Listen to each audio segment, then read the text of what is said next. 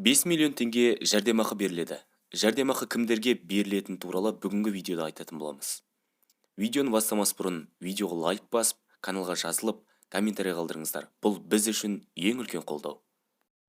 Қазақстан Республикасының үкіметі жәрдемақы мен несие сомасын әлі де арттыруды жоспарлап отыр. Ауылға келген дәрігерге жергілікті бюджет есебінен 1 миллион теңгеден 5 миллион теңгеге дейін көтерме жәрдемақы беріледі.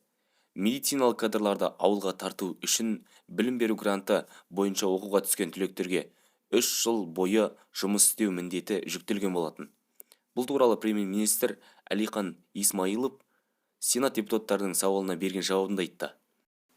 Үкімет басшысының мәліметінше, дипломмен ауылға мемлекеттік бағдарламасы бойынша 2022 жылы 4000 маманға 18,1 миллиард теңге сомасында тұрғын үй сатып алуға бюджеттік кредит, 7,8 мың маманға 2,4 миллиард теңге сомасына көтерме жәрдем ақы берілген.